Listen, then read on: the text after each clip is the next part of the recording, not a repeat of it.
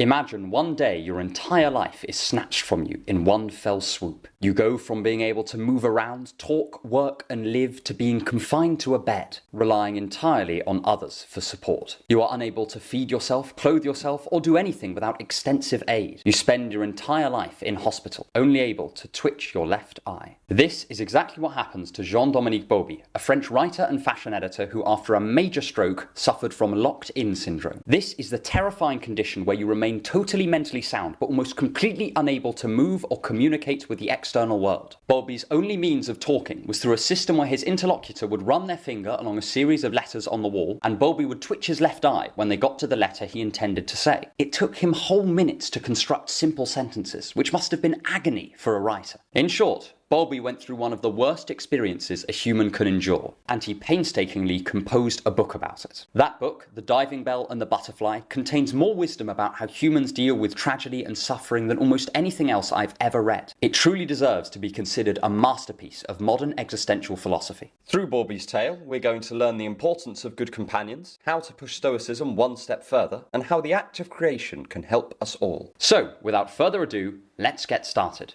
1. Imagination. We're often told that imagination is something purely for children. If an adult who has undergone a deep tragedy imagines their situation is different, people often say that they're in denial, or that they're somehow not facing up to reality. But Bauby takes a radically different approach. He uses his imagination to cope with his condition and find a temporary escape from his woes. But it's not in the sense of denying reality or refusing to face facts. He lets his mind wander through his internal world, exploring his imaginations in all their complexity. One minute he is strolling down the streets of Hong Kong. The next he is smelling freshly made coffee in Paris. Bauby has surrendered totally to his natural human creativity. He describes these moments with poignant joy, saying that they are like his mind has flown away to other places. Bauby has been forced to find as much joy as possible in his internal world, as he is totally deprived from interacting with the external world. And in doing so, he discovers a depth to the human imagination that few of us have ever experienced. When was the last time you got truly lost in your imagination? I'm not talking about dreaming, but about the conscious act of imagining.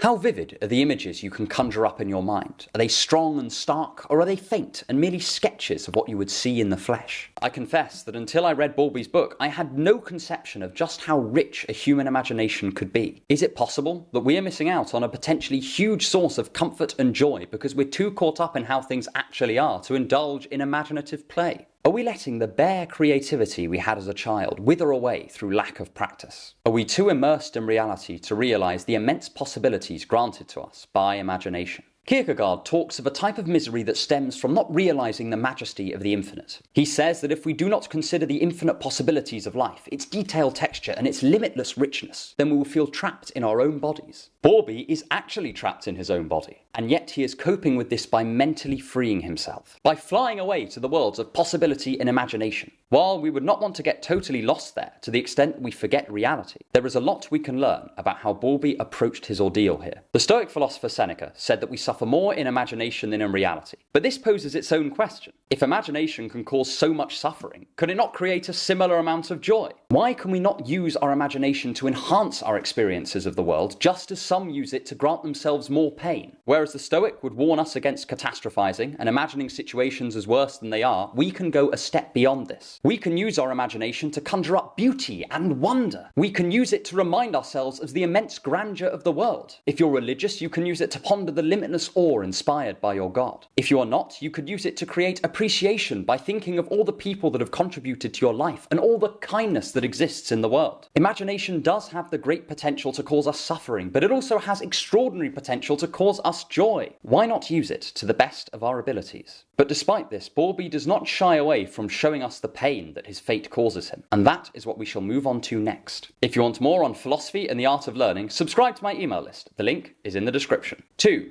Isolation. Perhaps the most terrifying part of Bauby's condition is his complete inability to communicate with anyone in the outside world. We take it completely for granted that we can chat to our friends, be understood, get our point across and have an impact on the minds of other people. But this essential pleasure is denied to Bauby. He describes in vivid detail how much he misses conversation. The length of time it takes him to compose a sentence or to communicate a thought means that the subtleties of humour and wit are impossible for him to demonstrate. In one striking scene, he is being pushed in his wheelchair along the beachfront with one of his old friends and a nurse that he's particularly fond of. His friend is relaying to the nurse what Bauby used to be like before his stroke. He describes Bauby's style of conversation, what he was like in a good mood, how he was when he was grumpy, or when his work was not proceeding as he liked. The nurse reacts with surprise, and she remarks that she did not know that Bauby was like that. In that moment, Bauby realizes that no one will ever again know what he is really like. He is limited by the bounds of his condition to never communicate more than a tiny fragment of his personality. It is as if his mind is being viewed through shattered glass. The people around him can make out the vague shape of what's going on in his head. They may even pick out some key details or identify important themes, but they will never see the picture in even a fraction of its true glory. My grandma has macular degeneration, and she often complains that she cannot see the world like she used to. But Bauby has the reverse. The world cannot see him like it used to, and this is what causes Bauby so much pain.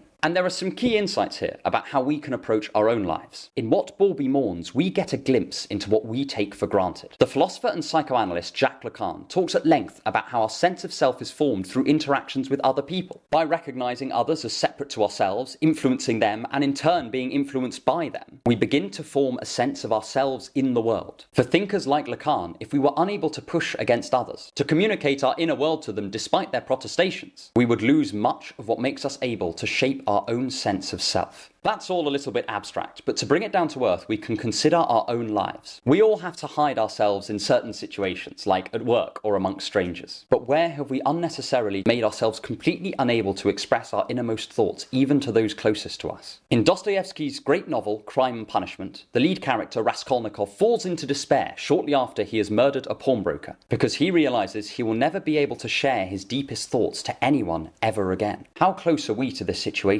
What will we not communicate to others because of fear or embarrassment? If we don't learn to share our thoughts openly and honestly to our loved ones, then we are to a certain extent unable to assert our sense of ourselves to the world. And if we don't tell the world who we are, the world may decide for us, and we may not like the picture that it paints. Bauby's situation can make us realize just how much of a privilege it is for us to have a say in how we're perceived, and it warns us not to squander this opportunity. After all, you never know when it might be taken away from you. 3. The power of friends. If you were in Bauby's position, what do you think your friends would do? Would they come and comfort you, sticking by your side despite it all? Would they write to you, let you know what's going on in their lives? Or would they simply forget you and abandon you, letting you rot away? Bauby was fortunate in some sense. He had very, very good friends. In one of the most poignant passages in the book, he describes how his friends and loved ones would send him letters to update him on their lives. They would send him postcards from holidays and let him know what they were up to, give him the latest gossip from the fashion circles in Paris, and send him kind thoughts and good wishes. Bauby said that reading these letters brought him some of the greatest joy that he ever had post his tragedy. It was one of the things that made him feel connected to the outside world. And these moments where other people show true care and affection for Bauby are scattered all throughout the book. There is his friend who comes and walks alongside him on the beach. There is the nurse who writes down Bauby's carefully communicated words for his book. His family makes a special effort to celebrate Father's Day for him, despite having never done so in years prior to this. All around him, there are people demonstrating their love for him, in large ways or in small ways, and you can really see the profound effect it has on Bauby. The Greek philosopher Epicurus used to say that a prerequisite for having a good life was having some good friends. He even recommended living with these friends if you could help it. And Bauby is a wonderful illustration of the wisdom of this philosophy. On Sundays, there are no visitors to the hospital, and there is no post. And Bauby devotes an entire chapter to saying just how awful these weekly bouts of loneliness are. He describes these days as morphing time into a slow sludge, and he would give anything to be rid of them.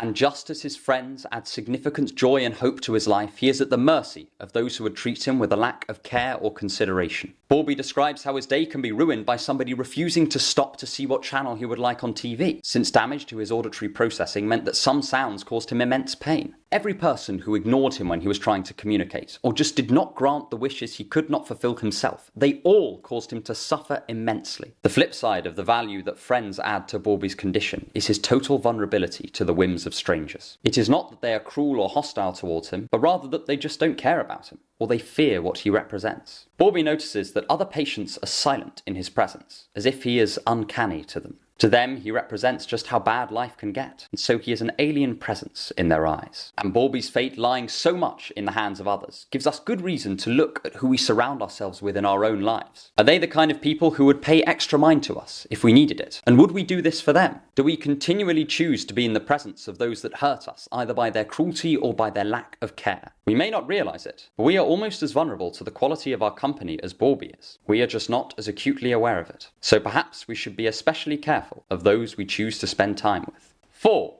Creation. I think my favourite thing about this book is not any part of its contents, but the mere existence of the book itself. I think it is remarkable evidence of the human drive to create, and the edifying process of making something that you can be proud of. In one chapter, Bauby describes the painstaking process that it took to compose his book. He speaks at length about the summer he spent twitching his eye at his patient nurse, who records his words and reads him drafts of his book to get his thoughts and his edits. Bauby describes his elation at hearing a chapter he was particularly fond of, and the dismay of hearing some prose that he considered to be trite or inelegant. But most of all, I am struck by how positive the chapter that is written after he had finished most of the book is. He describes a feeling of lightness, very much in contrast to the beginning of the work, where he seems to view himself as a dead weight. In some of the final lines of the book, he asks, "Does the cosmos contain keys for opening up my cocoon?" And I think the book itself is a partial answer to this question. Bauby has found some liberation from his condition through the act of creation. While he is trapped inside his body, his mind can roam free, explore ideas, and ultimately create. Deprived of almost any other way of interacting with the world, his carefully composed writings are the only means he can use to leave his mark upon reality. And he certainly did leave his mark. The book sold 150,000 copies in its first week of publication and is considered a modern classic. It has been turned into a film and more recently an opera. And more people know Bauby's story now than ever. However, I want instead to focus on the act of creation itself and how it can bring its own rewards. In his later work, Nietzsche is very concerned with whether given ideas or philosophies are life-affirming or life-denying. He talks of how many philosophers in the past have shown a disdain for life, viewing it as either a precursor to a higher existence or simply said that it was not worth living. But to affirm life, to look at the difficulties of life in the face and nonetheless assert that you still want it, this is true wisdom, as Nietzsche saw it. When I think of Jean-Dominique Bauby almost completely paralysed, composing a fantastic book letter by letter and line by line, knowing that his life will never be the same again, yet desperately striving after the act of creation, I am reminded of this great Nietzschean idea of affirming life. To face such desperate circumstances and not only survive, but express yourself and create a work that explores tragedy, loss, relationships, imagination and emotion in such depth. This is one of the greatest examples of affirming life that I can think of. And I think that there is much for us all to learn from Bauby's example. I hope you enjoyed this video, and if you want to learn more on this Nietzschean idea of affirming life, then this next video would be perfect for you. And subscribe for more on thinking to improve your life.